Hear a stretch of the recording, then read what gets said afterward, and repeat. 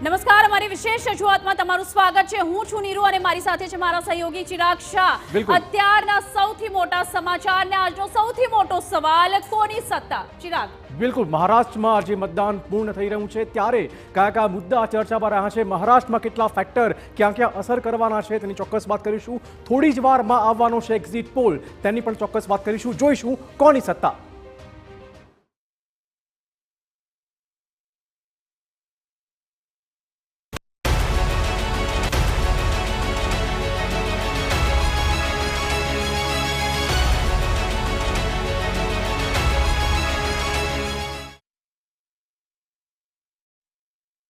તો આપણે કહી દઈએ, આજે મહારાષ્ટ્રમાં મતદાન પૂરું થઈ ગયું છે।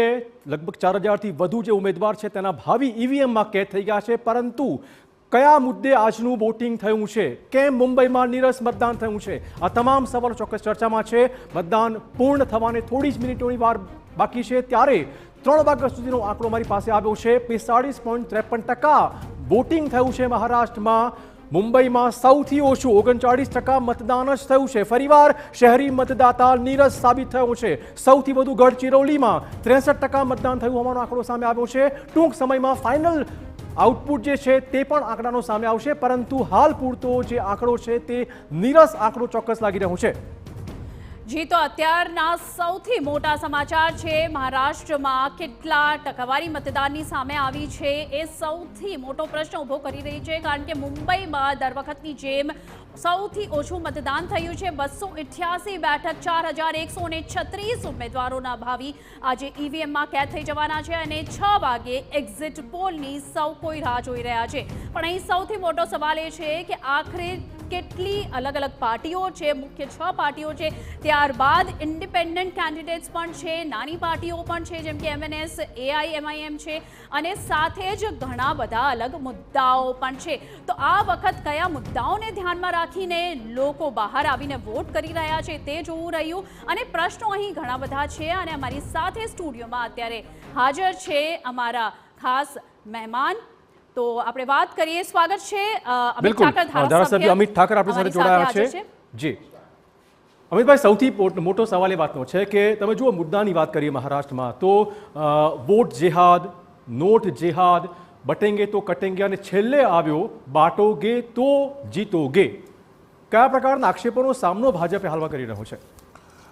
આખી ચૂંટણી જે છે એ આખી ચૂંટણી ડિવિઝન વર્સિસ ડેવલપમેન્ટની હતી। જી, કોંગ્રેસ અને શરદ પવારજીની જે રાજનીતિ આટલા વર્ષોમાં રહી એના કારણે મહારાષ્ટ્રની અંદર જે ડેવલપમેન્ટ તરફ ધ્યાન જવું જોઈએ ન ગયું।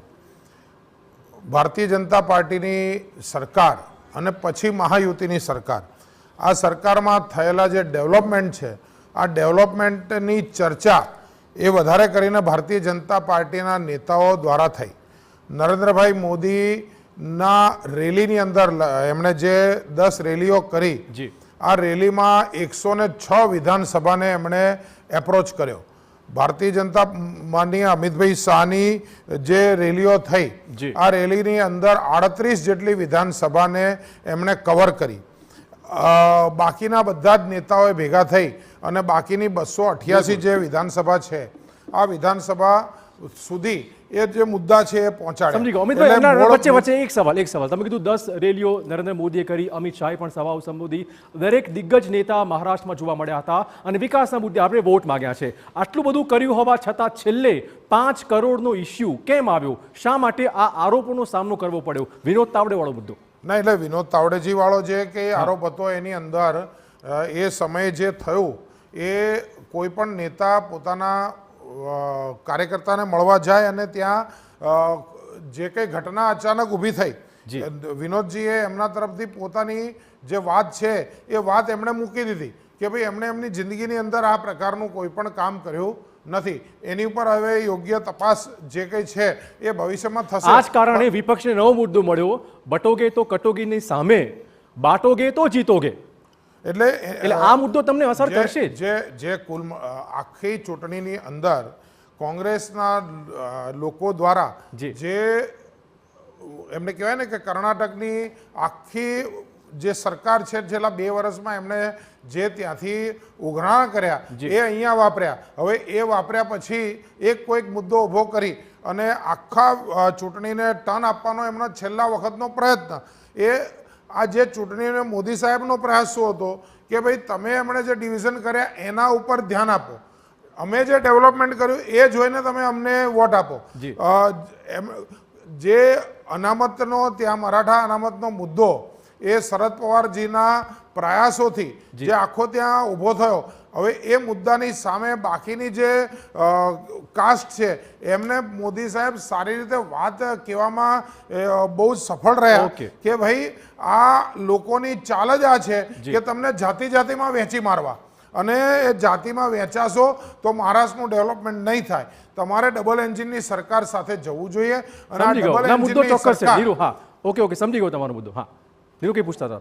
અમારી સાથે બીજા 2 મહેમાનો પણ જોડાઈ ગયા છે સ્ટુડિયોમાં. અમારી સાથે છે રાજકીય વિશ્લેષક અજય ઉમરજી અને સાથે જ કોંગ્રેસના નેતા હિરેન બેંકર અમારી સાથે જોડાઈ ગયા છે. જે અત્યારે જે રીતે વાર પલટવાર બંને પક્ષ અને વિપક્ષ વચ્ચે થઈ રહ્યો છે તેમાં વધુ એક મુદ્દો ઉછળ્યો છે સુપ્રિયા સુલે અને નાના પટોલે પર બિટકોઇનના કૌભાંડનો જે આરોપ લાગ્યો છે. ઓડિયો ક્લિપ વાયરલ થઈ રહી છે. હિરેનભાઈ શું કહેશો તમે?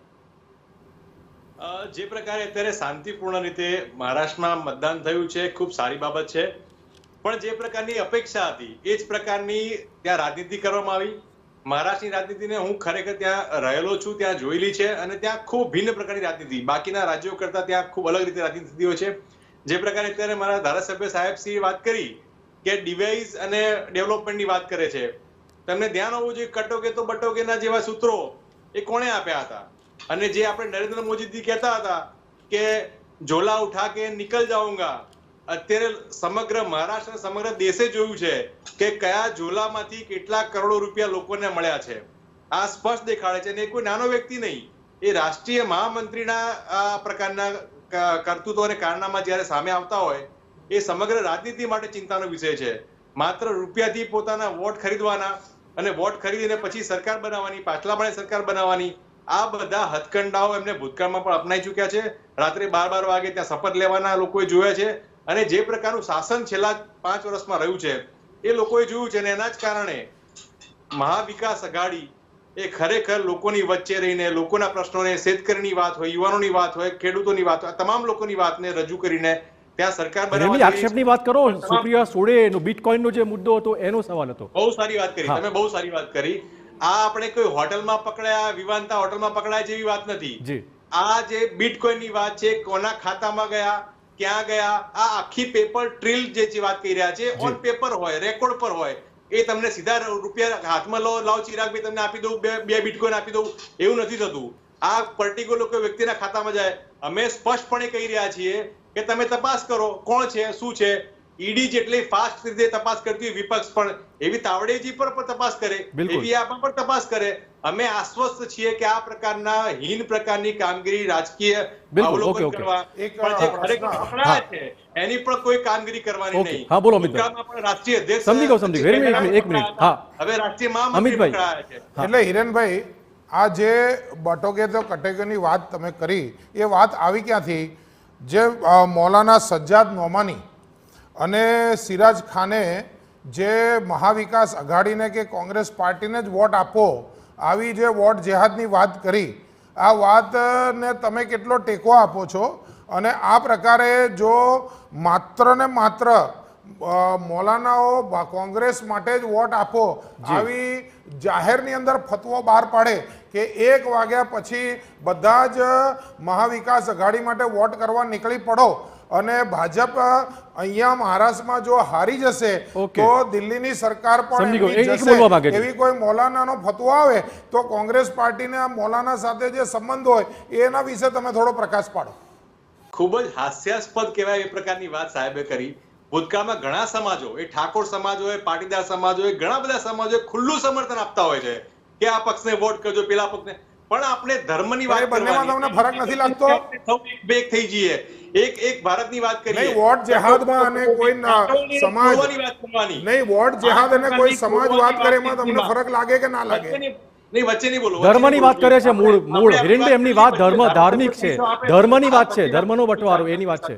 વચ્ચે નહીં બોલીએ આપણે. વાત એ છે કે તમે ખરેખર એમ કીધું હોત કે આવો મહારાષ્ટ્ર એક થઈને કામગીરી કરીએ તો આવકારદાય, ચલો ભારતને એક કરીએ, ભારત જોડોની વાત કરી તો આવે. પણ તમે વાત કરી છે કટોગે તો બટોગે, તમે વાત કરી ધર્મના નામની રાજનીતિ વાત કરવાની. આખા ઇલેક્શનમાં કોઈ પણ જગ્યાએ કોંગ્રેસના એક પણ વ્યક્તિએ એમ કીધું હોય કે ધર્મના નામે વોટ આપજો. આપણે ખબર છે બુલડોઝર ક્યાંથી યુપી થી લાવવું પડ્યું બુલડોઝર. આ જ દર્શાવે છે કે માત્ર ને માત્ર ધર્મની રાજનીતિ કરવાની. ધર્મના નામે સમજી ગયો. અજયભાઈ હવે તમારો વ્યૂ પોઈન્ટ એક મિનિટ. કેટલું રસપ્રદ રહ્યું મહારાષ્ટ્રનું આ વખતનું ઇલેક્શન? તમે મુદ્દા તમે જોયેલા જ છે, દરેક પક્ષોના મુદ્દા, મહાયુતિ વર્સિસ મહાઆઘાડીના મુદ્દા.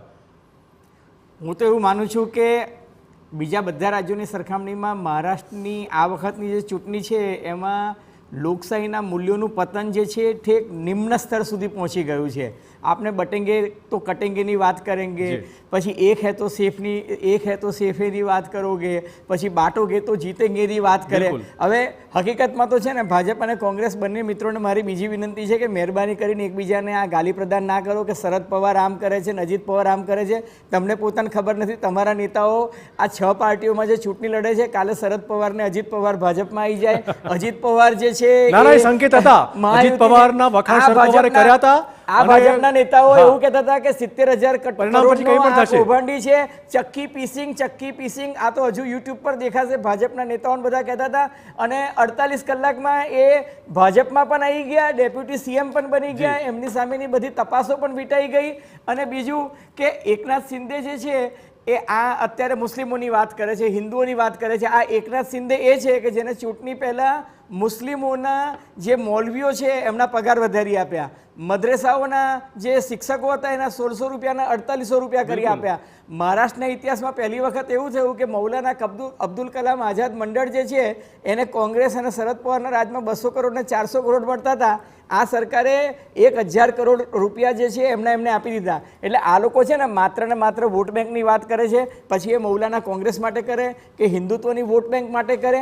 આ બધી છે ને જાતિ અને જ્ઞાતિ અને કોમવાદ પર આખી ચૂંટણી લડાઈ રહી છે. તમે મને બતાવો કે કયો એક વિકાસનો મુદ્દો છે જેના આધારે આ લોકોએ વાત કરી? કયા એક વિકાસના મુદ્દા આધારિત વાત કરી? તમે મને કહો કે આ મહારાષ્ટ્રનું ઇન્વેસ્ટમેન્ટ ગુજરાતમાં. મારો જ મુદ્દો હતો કે લગભગ અમુક રેલીમાં એવું લાગ્યું કે મહારાષ્ટ્ર વર્સિસ ગુજરાતનો આખો જંગ છે. ગુજરાતના ઉદ્યોગપતિઓ મહારાષ્ટ્રના ઉદ્યોગો અહીંયા લઈ આવશે અથવા ત્યાંથી શિફ્ટ ઓવર થશે. અદાણીનો મુદ્દો પણ આવ્યો.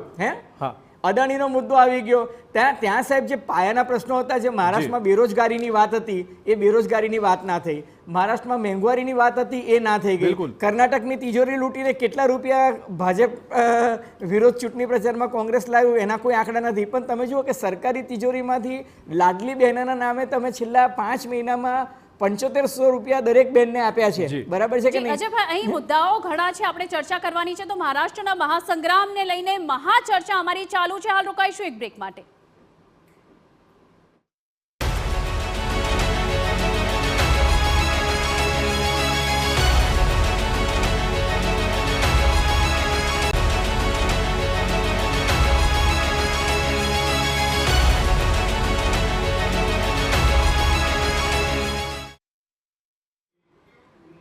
Welcome back. કોની સત્તા, અમારી વિશેષ રજૂઆતમાં અમારી સાથે સ્ટુડિયોમાં હાજર છે અમારા મહેમાનો અમિત ઠાકરજી છે અને સાથે જ અજય ઉમટજી છે અને હિરેન બેંકર કોંગ્રેસના નેતા પણ અમારી સાથે જોડાયા છે. તો અજયભાઈ, આપણે જે રીતે ચર્ચા કરી રહ્યા હતા, ખાસ કરીને ભાગલા પડ્યા શિવસેના અને એનસીપીના, એ બાદની આ પહેલી વિધાનસભાની ચૂંટણી છે. તમને શું લાગી રહ્યું છે કે કઈ રીતની અસર આ વખતની ચૂંટણીમાં જોવા મળવાની છે?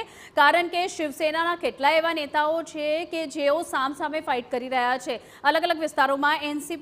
એનસીપીના લોકોની સાથે ફાઇટ છે. આની અસર કેટલી જોવા મળશે? કારણ કે લોકસભા ચૂંટણીમાં જે રીતે આપણે જોયું કે એક સહાનુભૂતિની લહેર જોવા મળી હતી, જે ઉદ્ધવ યુબીટીને જેને ફાયદો બતાવ્યો હતો. તો આ વખત તમને શું લાગી રહ્યું છે?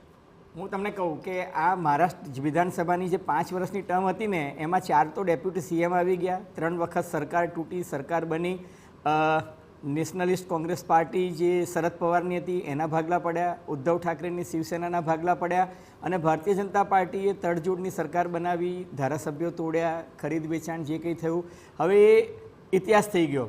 લોકસભાની ચૂંટણીમાં એનો ગેરફાયદો ભારતીય જનતા પાર્ટીને મળ્યો કે પહેલી વખત ભારતીય જનતા પાર્ટી લોકસભામાં સિંગલ ડિજિટમાં આવી 9 જ બેઠક ભારતીય જનતા પાર્ટીને મળી. જે ભારતીય જનતા પાર્ટી અને શિવસેનાની યુતિને 2019 લોકસભાની ચૂંટણીમાં 48માંથી 43 બેઠકો મળી હતી, 42 ગઠબંધનને અને +1 એમના સમર્થકને.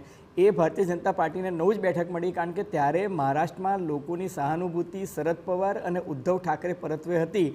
એનો ચોક્કસ એડવાન્ટેજ જે છે એ મહાવિકાસ આઘાડીને મળ્યો અને સૌથી વધારે ફાયદો કોંગ્રેસ પાર્ટીને થયો. પણ આ વખતે એવું સહાનુભૂતિનું મોજું મહારાષ્ટ્રમાં જોવા મળતું નથી. એ જે આક્રોશ જે હતો એ લોકસભામાં નીકળી ગયો, એટલે પેલું કહે છે ને પ્રેશર કુકરની એક સીટી વાગી ગઈ. પણ અત્યારે જે ઇસ્યુ છે ને એ એવું છે કે 6 પોલિટિકલ પાર્ટી છે. એકનાથ શિંદેની પણ શિવસેના છે, ઉદ્ધવ ઠાકરેની પણ શિવસેના છે, અજીતરાવ પવારની અને શરદ પવારની એનસીપી છે, અને કોંગ્રેસ અને ભારતીય જનતા પાર્ટી અલગ અલગ છે. મહત્ત્વની વાત છે કે વિદર્ભમાં કોંગ્રેસ ભાજપ વચ્ચે સીધી ફાઇટ છે, કોંકણમાં શિવસેના ભાજપ વચ્ચેની સીધી ફાઇટ છે, શિવસેના ઉદ્ધવ ઠાકરે અને ભાજપ વચ્ચેની ફાઇટ છે. મરાઠાવાડા જે છે એ ટિપિકલ એવો વિસ્તાર છે કે જ્યાં જરાંગે પાટીલ જે છે એકનાથ શિંદેનું સમર્થન કરે છે, શરદ પવારનું સમર્થન કરે છે અને દેવેન્દ્ર ફડણવીસને ગાલી પ્રદાન કરે છે. ભારતીય જનતા પાર્ટી મરાઠા વિરુદ્ધ ઓબીસી વોટ બેંક જે છે એને સુદૃઢ રાખવાની કોશિશ કરી રહી છે. તો મુંબઈ શહેર જે છે એ મુંબઈ શહેરમાં એકનાથ શિંદે જે છે એ થાણે કલ્યાણવાડા વિસ્તાર પર પોતાનું પ્રભુત્વ જમાવી રાખ્યું છે, તો ભાજપે ગુજરાતી પ્રભુત્વવાળા વિસ્તારમાં રાખ્યું છે. શિવસેના ઉદ્ધવ ઠાકરે છે એ દાદર અને પોતાના જે ટ્રેડિશનલ છે એમાં, એટલે ટૂંકમાં કહેવાનું તાત્પર્ય એ છે કે ત્યાં ડુંગળીનો પણ ઇસ્યુ છે, ત્યાં સોયાબીનનો પણ ઇસ્યુ છે, ત્યાં મરાઠા અનામત આંદોલનનો પણ ઇસ્યુ છે, ત્યાં કિસાનોને સ્પર્શતી જે સમસ્યા છે એ પણ છે. અને ભાજપની તરફેણમાં જોઈએ તો ભાજપે છેલ્લા 4 મહિનામાં જે લાડલી બહેના સ્કીમ ત્યાં લઈને આવ્યા, ત્યાં આગળ મતદારોના દિલ જીતવા માટે છેલ્લા દિવસોમાં ટોલ ટેક્સ નાબૂદ કરી નાખ્યો, ત્યાં આગળ અલગ અલગ કાસ્ટ અને કોમ્યુનિટી માટે જે નિગમો બનાવ્યા. હવે એ બધાનો ભારતીય જનતા પાર્ટી અને એકનાથ શિંદેને કેટલો ફાયદો થાય છે એ જોવું રહ્યું. પણ મહત્ત્વની વાત છે કે ત્યાં અપક્ષો એટલા બધા ઊભા રહ્યા છે, બળવાખોરો ભાજપમાં પણ ઊભા રહ્યા છે, એકનાથ શિંદેની પાર્ટીમાં પણ ઊભા રહ્યા છે અને કોંગ્રેસમાં પણ ઊભા રહ્યા છે. એટલે આ વખતે એવું છે કે એક બેઠક પર સરેરાશ 24 થી 28 ઉમેદવારો છે, જે મહારાષ્ટ્રના ઇતિહાસમાં હાઈએસ્ટ છે. અને કમસે કમ મને એવું લાગે છે કે ઘણી બધી બેઠકો એવી પણ છે કે જ્યાં અપક્ષો વધારે જોરમાં છે. અને 23મી નવેમ્બરે જો ચૂંટણીના પરિણામો બાદ 26મી નવેમ્બર સુધીમાં, એટલે કે માત્ર 72 કલાકમાં જો કોઈ સરકાર નહીં રચી શકે તો ત્યાં રાષ્ટ્રપતિ શાસન પણ આવી શકે. કારણ કે 26મી નવેમ્બર વિધાનસભાની જે અવધિ છે એ પૂરી થાય છે, એટલે એ નહીં થાય તો ત્યાં રાષ્ટ્રપતિ શાસન પણ આવી શકે. અને ત્રિશંકુ વિધાનસભા આવશે તો પણ મને નવાઈ લાગતી નથી, કારણ કે બહુ જ કસોકસ લડાઈ છે અને ચૂંટણી પછી પણ એકબીજાને કોણ દગો દેશે એનું કંઈ જ ઠેકાનું નથી. એક સંકેત અજયભાઈ, એ વાતના સંકેત તમને આપવું જે મળી રહ્યા છે, અજીત પવાર અને શરદ પવાર આ બંને વચ્ચે કશુંક રંધાતું હોય તેવું રેલી દરમિયાન પણ ક્યાંક લાગતું હતું. અને તમે જુઓ કટોગે બટોગે વાળું જે સૂત્ર છે એના બિલકુલ ઓપોઝમાં અજીત પવાર ખુલીને બોલતા હતા. અરે અજીત પવાર ખુલીને બોલ્યા એટલું નહીં, આ વખતે પહેલી વખત એવું જોવા મળ્યું કે અજીત પવારે એવું કીધું કે ભાઈ ભાજપના દિગ્ગજ નેતાઓની મારા મત વિસ્તારમાં જરૂર નથી. હવે સામાન્ય રીતે તો પડાપડી થતી હોય કે ભાઈ ભાજપના દિગ્ગજ મહાકાય નેતાઓ છે અને મારા મત વિસ્તારમાં બોલાવો તો એમનો પ્રભાવ પડે, બરાબર છે. એને બદલે એને એવું કીધું કે ભાઈ મારે કોઈ દિગ્ગજ નેતાઓની જરૂર નથી ને, તમારું કટેંગે તો બટેંગે તો કટેંગે અને એક હે તો સેફ હે સૂત્ર કે મારા એરિયામાં નહીં ચાલે.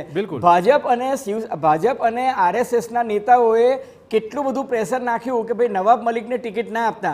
આ ભાજપના નેતાઓ એવું કહેતા હતા કે નવાબ મલિક તો ત્રાસવાદી છે, આ નવાબ મલિક તો કે દાઉદનો શાગીર્દ છે. પણ અલ્યા તમારો અજીત પવાર તો આપણે વાત કરીશું કે ખરેખર કયા મુદ્દા ચાલ્યા હશે ના, તમને પૂછવાનું છે કયા મુદ્દા ચાલ્યા હશે, ભાજપના કયા મુદ્દા ચાલ્યા હશે, કોંગ્રેસના કયા મુદ્દા ચાલ્યા હશે, આ વિશે વાત કરીશું. પણ તે પહેલા સમય છે એક નાનકડા બ્રેકનો, લઈશું એક બ્રેક.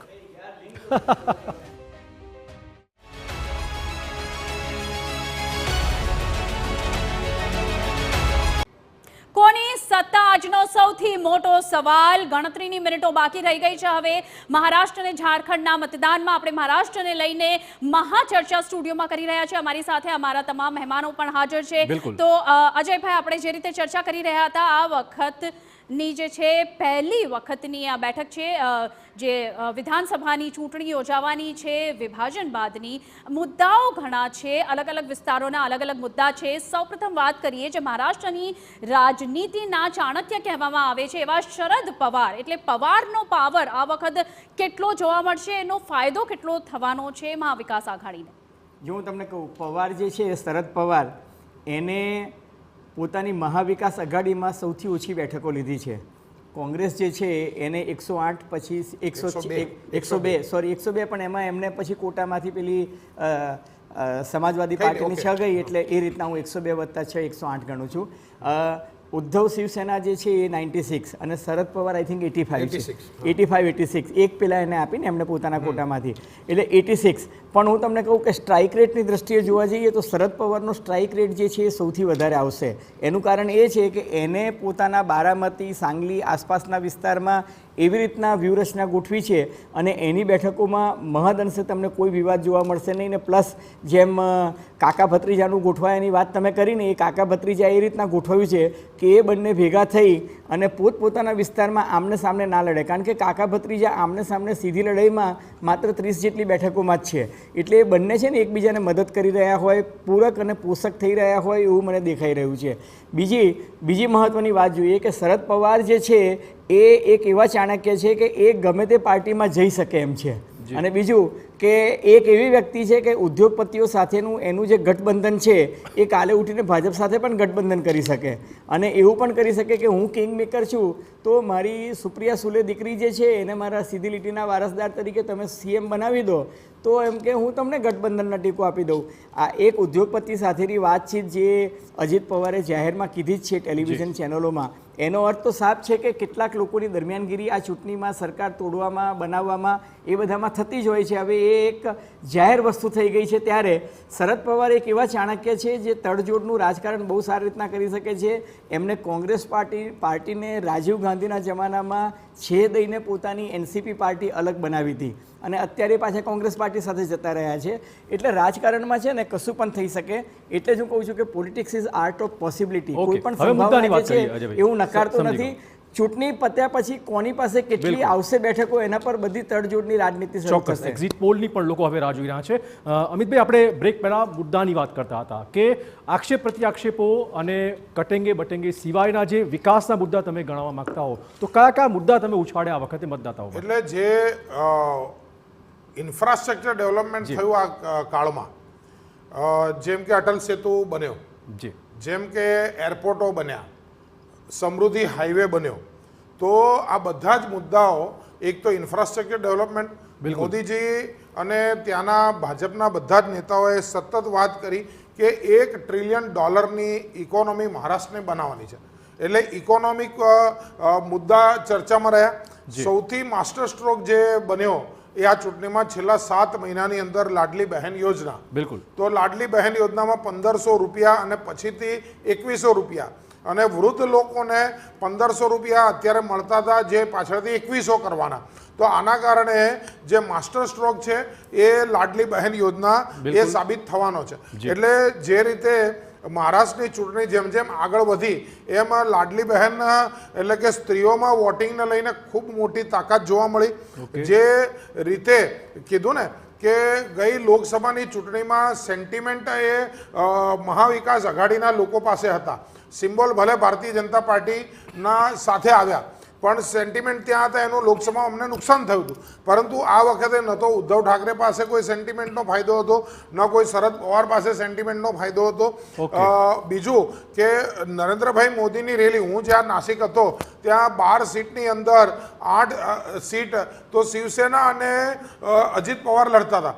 તો એની અંદર પણ બધા જ ઉમેદવારો નરેન્દ્રભાઈની રેલીની અંદર અલગ અલગ મુદ્દે વિકાસના મુદ્દે ચોક્કસ કોંગ્રેસને પૂછે, કેમ કે પ્રિયંકા ગાંધી, રાહુલ ગાંધીએ પણ ત્યાં રેલીઓ કરી છે. હિરેનભાઈ, કોંગ્રેસના મુદ્દાઓની મહાયુતિ સાથે પ્રોપર ટક્કર આપવા માટે કયા કયા મુદ્દા કોંગ્રેસે અને વિકાસ આઘાડી ઉછાળ્યા? એ પ્રકારે માનનીય ધારાસભ્ય શ્રી બોલ્યા, પણ ખરેખર અંતે ત્યાં રોડ ઉપર જે વાત કરવામાં આવી એ તો મુદ્દાથી વિહીન જ વાત કરવામાં આવી. મુદ્દા આધારિત જો વાત કરીએ, કોંગ્રેસ પક્ષે ડેવલપમેન્ટની વાત કરી, 5 ગેરંટીની વાત કરી, મંદી, મોંઘવારી, બેરોજગારીમાં જે ખરેખર લોકોને તકલીફ પડી રહી છે એની વાત કરી, 5 ટ્રિલિયન ઇકોનોમી બનાવવાની જગ્યાએ કોથળો ખોલીને ડાયરેક્ટ રૂપિયા વેચવાનું ચાલુ કર્યું એવી વાત કોંગ્રેસ પક્ષે નથી કરી. કોંગ્રેસ પક્ષે એ કહ્યું છે કે ત્યાં રોજગારીની સમસ્યા છે, ખેડૂતોના ત્યાંના તકલીફ, જે ડુંગળીની વાત કરતા હોય એ નાસિકની વાત હોય, માલેગાંવની વાત હોય, જલગાંવની વાત હોય, ઔરંગાબાદની વાત હોય, આ તમામ જગ્યાના ખેડૂતો ત્યાં પરેશાન છે એની વાત હોય. આ તમામ વસ્તુને લોકોની વચ્ચે મૂકી છે. અને બીજી જે વાત છે કે જે છેલ્લા 5 વર્ષમાં ભારતીય જનતા પાર્ટીએ જનતાના ચૂંટેલા મતની સરકારને પાડી નાખી, ત્યાં વિદ્રોહ કર્યો, ત્યાંની અસ્મિતાને રિપ્રેઝન્ટ કરતી શિવસેનાને તોડી નાખી, ત્યાં ખેડૂતોના હક અને અધિકાર માટે લડતી એનસીપીને તોડી નાખી. આ બધું લોકોએ ત્યાં જોયું છે. અને ત્યાંનું રાજકારણ એ ગુજરાત કે અલગના બાકીના રાજ્યો કરતા એટલા માટે અલગ છે કે ત્યાં ગલીએ ગલીએ લોકો ત્યાં રાજનીતિ કરતા હોય છે, યુવાનો ત્યાં રાજનીતિ કરતા હોય છે, અને ત્યાં ઓપ્શન ઘણા બધા છે. અને એ ઓપ્શનની જગ્યાએ એક ઘરમાં એક જ જગ્યાએ એક શિવસેનાનો સમર્થન હોય, એક એનસીપી નો સમર્થન હોય, એક કોંગ્રેસનું સમર્થન હોય. એવામાં પણ ભારતીય જનતા પાર્ટીની સરકારે ત્યાં મરાઠા રાજનીતિની વાત કરવાની આવતી હોય ત્યારે માત્ર ને માત્ર પોતાના મતની વાત કરવામાં વાત કરી છે, બીજી કોઈ વાત નથી કરી. અને સ્પષ્ટપણે મરાઠા આંદોલનને જે રીતે કચડવાની વાત કરવામાં આવી, મરાઠા આંદોલનને જે રીતે જેમને જે અનામત માટેની વાત કરવામાં આવી, એના માટેની કોઈ બેઠક ના કરવામાં આવી. લોકોએ ખરેખર સ્પષ્ટપણે સમજી ગયા છે કે માત્ર પોતાની રાજનીતિ ચમકાવવા માટે આ મહાયુતિ કામ કરી રહી છે. એટલા જ માટે કોંગ્રેસ પક્ષે 5 ગેરંટી ત્યાં રજૂ કરી છે. કોંગ્રેસની મહાવિકાસ અઘાડીની સરકાર બનશે તો આ 5 ગેરંટીઓ ત્યાં લાગુ કરવામાં આવશે, જે પ્રકારે કર્ણાટકમાં લાગુ કરી છે. એ જ વાત લોકોની વચ્ચે મેં લઈને ત્યાં મૂકી છે. ઓકે, હરીફ, અંતિમ સવાલ.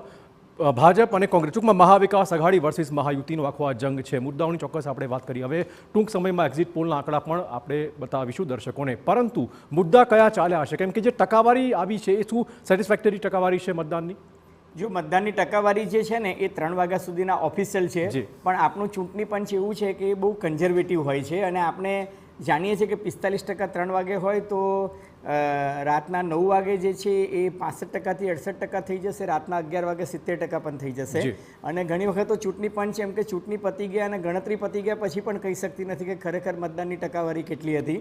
એટલે ચૂંટણી પંચના આંકડાઓ પર હું બહુ વિશ્વાસ રાખતો નથી, પણ એટલું ચોક્કસ કહી શકું કે કમસે કમ 65થી 68% મતદાન જે છે એ ચોક્કસ હશે.